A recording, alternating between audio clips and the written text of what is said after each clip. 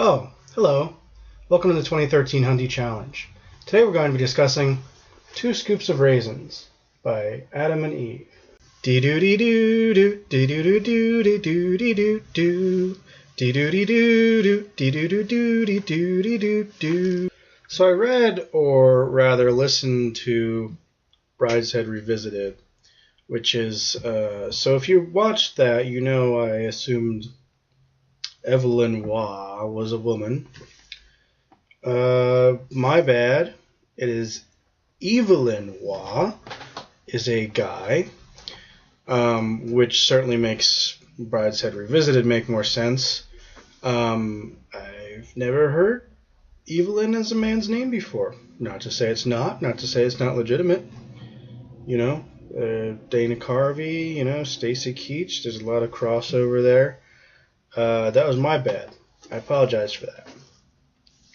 But to the content of the book, Brideshead Revisited, weirdly, is Evelyn Waugh's magnum opus. I didn't care for it that much. It was good. It was fine. It was not that great. This might be one of those cases where, if you know me, I think of Crime and Punishment as kind of a bad introduction to Dostoevsky, even though it's his most famous novel, and almost any other Dostoevsky is going to be better for you. Weirdly enough, I found that to be the case with Brideshead Revisited and Evelyn Waugh. Scoop is easily one of the best books I have read this year.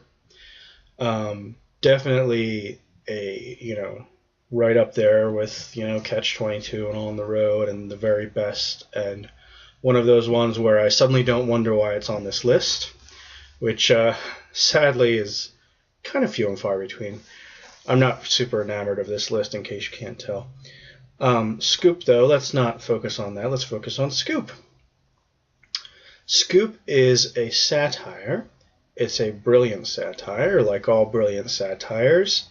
It skewers both ends of the spectrum of whatever it's satirizing. This is a story about, it's about the newspaper industry specifically, but it's about the media as a whole. This is, I guess you could also tell if I like Catch-22 and, Slaughterhouse-5 and those books like that.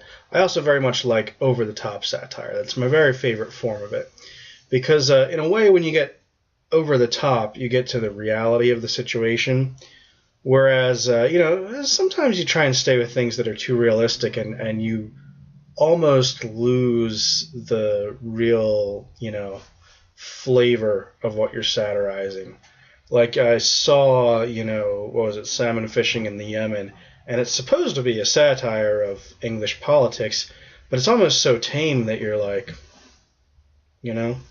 So in a way, I really appreciate Scoop, even as a contemporary American, I appreciated Scoop in the way that it skewered the media. It just kind of portrayed these newspaper people as clowns and buffoons. The ones that weren't clowns and buffoons were kind of in over their head, just full of small-mindedness and pettiness and kind of bigotry and like a lemming-like behavior. It really, really had a lot to say. But that's not what I noticed at first. That's all looking back on it. At first I noticed that I was laughing out loud. I'm surprised my wife was not yelling at me. Over and over and over and over again, reading this book. I started off reading it, and I don't think I was very far into it. But there's a guy, William Boot, and he's a very small-minded, provincial newspaper guy, and we hardly even see these in newspapers anymore, but I knew what he meant.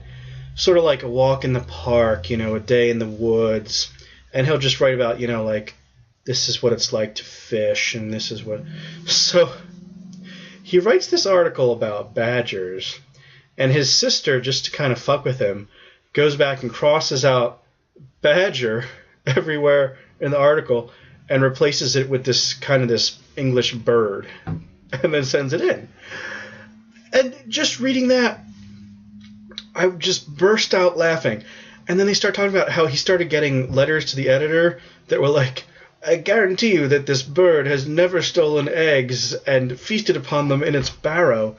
And I was just like cracking up because it was just like, what? And I suddenly realized that this was going to be one of these really over-the-top, like, Hitchhiker's Guide to the Galaxy, like, craziness kind of things that I love. And it didn't really slacken its pace from there. So what happens is William Boot is either no relation or he's some kind of distant relation to this novelist John Boot. Now, John Boot wants to kind of raise his star in English circles, and he asks, and as this kind of was done in the day, and it's still done kind of to this day, he asks this old kind of dowager lady with a lot of influence, and he's like, can you get me sent to this war in this fictional country of Ishmaelia that's kind of brewing, so I can kind of make my bones, and, you know, my novels are only doing so well, and I kind of want to make my bones, and can you pull some strings for me? Lady says yes, and goes to the newspaper editor, or maybe she went to the prime minister or something, and she says, can you send Boot to the war? And that's it. And then it's kind of this kind of comedy of errors that you're like, yes, but this is absolutely the way that shit happens. All she said was, can you send Boot to the war? So they look for Boot. The first Boot they find is this guy on their payroll that does the walk in the park bullshit. And so they call him into the office, and he thinks he's about to get fired for saying that the spotted egret or whatever it was acted like a badger. He's like, is this about the spotted egret? And they're like, no, it's about the war. We're sending you to war. But he's the wrong guy. And it's just like error after error. He gets there, and all the other correspondents are telling him how the media works, and it's just buffoonish and ridiculous. But you know, it's absolutely 100% the way that these people think and the way that they act. And one of the funniest parts of the book was trying to parse. I'm not super familiar with it, but I know it's a thing. You know, they have the trade publications in Hollywood that have kind of their own jargon. They have kind of their own argot in the way they're written. And it'd be like, sex pics sells flicks ticks, you know? You guys probably know what I'm talking about. Anyway, this old-timey newspaper telegrams were the same way. And they're so hard to parse that William Boot, being this kind of provincial guy who's never sent a telegram from, you know, the foreign press before, is just baffled trying to read them. And when he sends his own, he sends them exactly the way you or me would. Except, you know, he's kind of like a meek, timid English guy from that, whenever, the early part of the 20th century. So his things are all like, you know, a couple of paragraphs, but it's telegram, and you know that this is costing a fortune to send. Anyway, what happens is all the other media guys are acting like lemmings. They hear about this place that doesn't exist. It's called like Lakshmu or something. But Lakshmu is just like the Ishmaelian word for like around the bend. I know I'm butchering this. It was all kind of like a fast-paced goofiness. But like Lakshmu is, it was like, I don't know. So what happened was somebody asked this kid like, where's the war starting? And he's like, I don't know. So they're like, Lakshmu, it's in Lakshmu. I know that's not even the word, and I'm butchering this review. But I'm giving you the gist of it. So they're all like, hey, let's go to this town.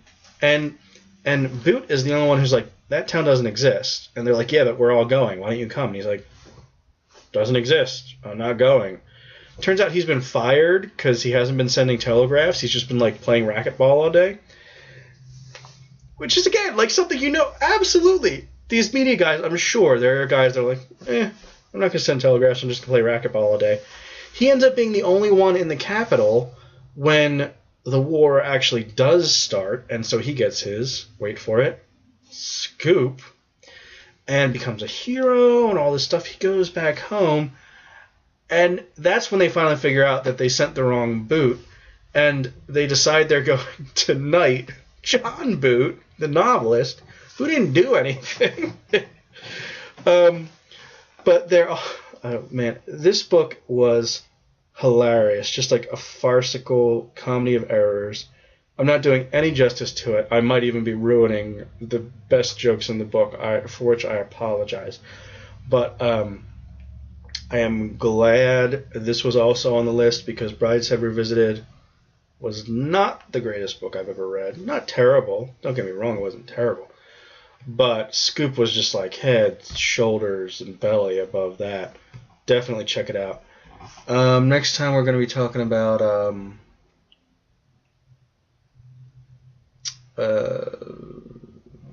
whatever. Who the fuck knows? I'll see you next time. Thanks for tuning in.